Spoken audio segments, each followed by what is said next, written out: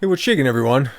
So, I really thought that this topic was done and dusted. Like, what more could be said about Jurgen Klopp's albino stunt double, Ted Wheeler, and the shit that's going on in Portland? But of course, like all good leftists, he couldn't stop until he hit rock bottom and hit that sweet, sweet gulag gold. If you recall, Teddy Shitspin sent the cuntiest letter, this side of Alyssa Milano's Twitter feed, that is, to the president. What? It says right here, August 28th, denying any sort of federal assistance. So if you did a little bit of pre-reading here, you're going to see that the Donald couldn't be asked to reply to that heaping pile of horseshit. Rather, he decided to have Chad, Laserwolf, Commie Smasher, write one hell of a rebuttal. I'll read a few paragraphs here. So you state in your letter that there is no place for looting, arson, or vandalism in our city. Unfortunately, you have failed to back that sentiment with any action. In fact, your inaction has fostered an environment that fueled senseless violence and destruction night after night. Good point. For more than 3 months, Portland has become the epicenter of crime and chaos, with rioters attacking government buildings with the intention of burning them to the ground.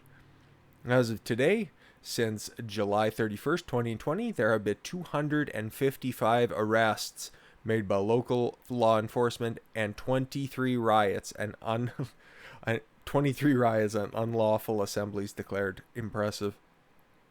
Despite this, you have stood by passively, arguing that nightly violence will ultimately burn itself out. The evidence demonstrates otherwise.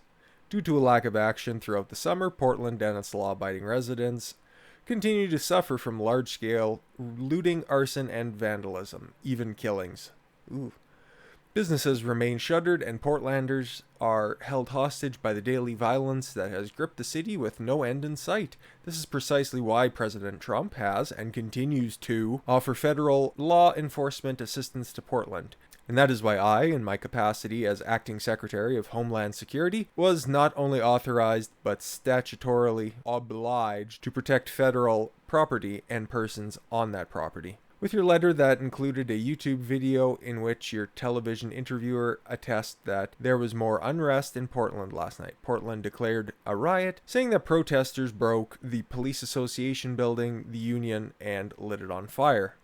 That same YouTube video contained chilling footage of an arson that was terrorizing your city, and it was perpetuated by the rioters, not by peaceful protesters. The chaos, destruction, and suffering in Portland are evils you can stop and must stop. Consider what happened recently in Wisconsin, where the state of Wisconsin requested and received federal law enforcement assistance, and the violence and looting there ended after 2 nights, not 96. One final paragraph. I hope you honor your commitment to those who commit criminal acts will be apprehended and prosecuted under the law. To that end, I encourage you to work with and disabuse the District Attorney of Multnomah County, Mike Schmidt, resident Soyboy, of his refusal to prosecute individuals who have committed such crimes as interference with law enforcement, rioting, criminal trespass, second degree, disorderly conduct, escape, or a city ordinance violation. In short, ignoring criminal behavior is no way to protect citizens of your community. The same citizens who entrusted you to hold elected office. Oof. We hope and expect that fairness and good judgment will prevail in Portland. Well, like I said before, contrary to the evidence. If you want to read the rest of this ass pounding, link in the description below as usual. So in one geniusly worded letter, he absolutely excoriated both elected pieces of shit in Portland, and Ted Wheeler and Mike Schmidt, the AG, and summarily told them to pack their shit and fuck off, and the men'll take over as needed. So the anthropomorphic ostrich at the mayor's office did as any good 20 IQ animal would do and stuck his head in the sand. Hopefully it all would just magically go away. And wouldn't you know it? March to Portland Mayor Ted Wheeler's home declared riot Monday as burning debris thrown into building. Go fucking figure. Moral of the story? You can never be woke enough. Let's take a look. More than 200 people on Monday night marched to the Pearl District condominium tower, where Portland Mayor Ted Wheeler lives, to demand his resignation. The demonstration quickly turned destructive as some in the crowd lit a fire in the street, then placed a picnic table from the nearby business on top of the fire to feed the blaze. People shattered windows and broke into the ground floor dental office, took items, including a chair, also added to the fire, and office supplies. Like any of those fucking idiots are going to be writing a resume in the near future. Regardless, shortly after 11 p.m., a bundle of newspapers was set ablaze and thrown into the ground floor storefront in residential building. The 16-story building contains 114 residences. The fire didn't appear to spread and was quickly extinguished.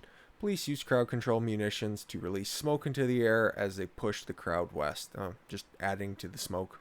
Well, you'd think that should have lit a fire under the patron saint of white guilt's ass. Pun marginally intended. And you'd be right for once. I know, I was equally as shocked he actually did something. Now, what exactly did he do? Portland Mayor Ted Wheeler moving to avoid rioters targeting his home? They don't think that they're just going to figure out where the fuck he's moving? So in response to 200 looters and rioters trying to burn down a condo complex that has 114 residences inside, instead of taking action, instead of finally listening to the president and enacting the National Guard, clear these fucking morons out, he just takes a cue from most of these assholes as fathers and packs up in the middle of the night and fucks off. Well, lucky for Ted, he won't have to make up an excuse that he's going out to buy some smokes because they already provided him with the fire. And of course, like all good men of the people, this asshole lived in an $840,000 per unit condo building. So these sycophants not only ruined poor Ted's 58th birthday, I would have thought he was older, but attempted to bake, 200 people alive? You'd have to be thinking at this point, isn't there somebody else who can actually take over? Trump has certain constitutionally restricted powers, so enter Governor Kate Brown, who allegedly has some sort of a plan to combat the violence. A little background on Kate Brown. She's also another Democrat. I know everybody's shocked at this point. And she's been lying, denying, excoriating Trump for the mere thought of offering any sort of assistance because there's no violence that's going on in Portland on a nightly basis. So now finally off the heels of that poor fuck Aaron Danielson being executed in the streets, check a previous video for more information on that one, she now decides that it's about fucking time that I fix this shit that Ted's incapable of doing. Let's take a look. Governor Kate Brown announces unified law enforcement plan to protect free speech, bring violence to an end in Portland. Well, let's hope. I'll just gloss over a couple of her talking points here. We must all come together, elected officials, community leaders, all of us to stop the cycle of violence, said Governor Kate Brown. But this is only the first step. Real change will come from hard work to achieve racial justice. Again with that ideological horse shit. And it starts with all of us listening to each other and working together. Sure it does. The right-wing group Patriot Prayer, it's tough to say, and self-proclaimed militia members drove into downtown Portland last night, armed and looking for a fight. Every Oregonian has the right to freely express their views without fear of deadly violence. I will not allow Patriot Prayer and armed white supremacists to bring more bloodshed to our streets. Okay. Time and again from Charlotte. Oh my fucking... Let's just get to the plan. She's annoying me. A lot. The Multnomah County District's Attorney's Office will prosecute serious criminal offenses, including arson and physical violence. Yet to be seen, yet to be followed through in. The Multnomah County Sheriff's Office will work with system partners to hold individuals booked for violent behavior and ensure that there is adequate jail space to hold such individuals. Well, you haven't fucking done it so far. As done previously, Oregon State Police will detail personnel and resources to Portland to free up the Portland Police Bureau's investigative capabilities to arrest and charge those engaging in violent acts. Sure. OSP, Oregon State Police, troopers will continue their standard practice of wearing body cameras to allow for documentation of their activities. How about just fucking helping them? The governor is asking Clackamas and Washington County Sheriff's Offices and the City of Gresham Police Department to support Portland Police Bureau with personnel and resources to keep the police and protect free speech. Well, ain't that just a heaping pile of fucking horseshit? Whoopsie daisy, Kate. Looks like you got caught in a fucking lie. Oregon sheriffs reject Governor Kate Brown's request to staff Portland protests. Clackamas County Sheriff Craig Roberts on Monday said the governor never approached him before unveiling her plan to mobilize local law enforcement agencies in Portland protests, and that he had no plans to send his staff to nightly demonstrations. Well, imagine that. If something gets sprung upon you at the last second and you're not prepared for it, you're not going to be helping out. Had Governor Brown discussed her plan with my office, I would have told her it's about changing policy. Fuck yeah. Not adding resources, he said. According to a statement released by Keely Azar, a reporter with Portland's KATU. Increasing law enforcement resources in Portland will not solve the nightly violence and now murder. This guy fucking gets it.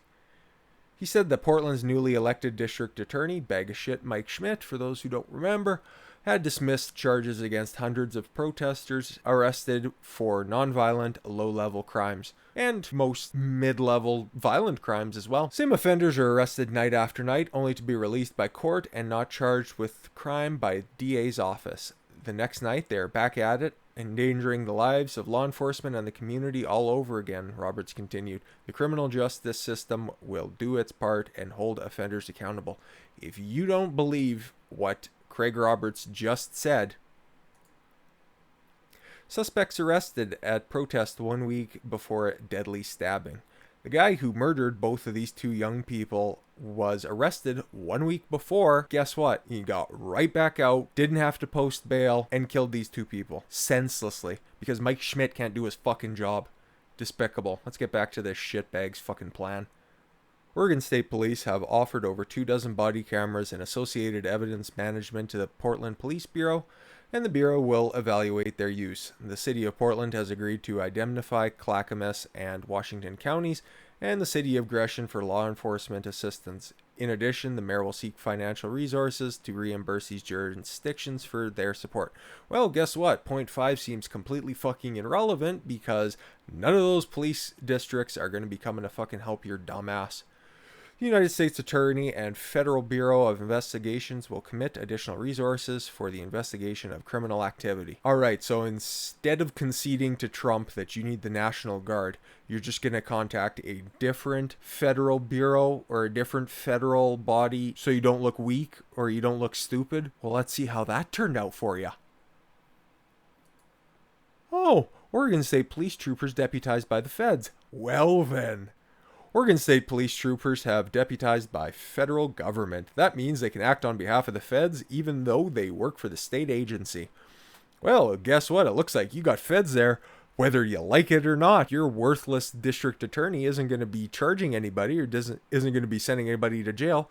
Guess what? I think Bill Barr sure as fuck will. So Kate Brown's stupid 6-point plan there just highlights the fact that A, the police department has been hamstrung to a point where they can't actually do anything. Now her plan just details how they're going to get back up to a acceptable level of policing. And the feds that decided to show up, well, found a way to circumvent the Insurrection Act that all the black-pilled bedwetters decided that needed to happen. So with Kate Brown's 6-point plan having more holes in it than the New Mexico border, this dumbass decided to make an addendum. She decided to call an emergency meeting Monday morning to announce something in regards to what's happening with policing. Well, what was that exactly? Was it anything useful? Was it any kind of additional help? Was it the National Guard, perhaps? Kate Brown signs into law expanded restrictions on police officers' use of force. Yeah? Cool. If they weren't demoralized enough, now your dumbass is gonna continue to restrict them. That should end well. So dumbass makes all of this hoopla about an emergency meeting just to sign in a bill that's passed through the House, the Oregon State House that is, 3 months ago, and now she's just gonna sign it into law. In fact, it's not gonna take effect until the new year anyways, so the fuck was the point of that? But finally, in a brief respite of hope, on September 2nd, earlier today, Kate Brown stumbles out of her coffin in the morning looking like Nosferatu's worse-off sister to announce Governor Brown extends coronavirus state of emergency to November 3rd. She makes an announcement that she's going to have more power for longer in a state that has a 0.02% death rate, in a state that ranks 36th in overall cases. Like, I give up.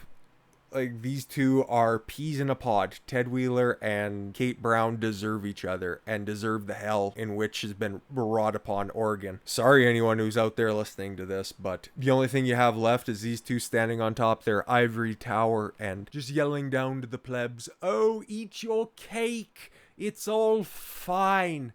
Well, lucky for the residents of Portland, they know how to deal with people in towers. Thanks for watching today. I've been Don Khan-Swaylo. Remember, follow your gut. Get after it. Take care, everyone.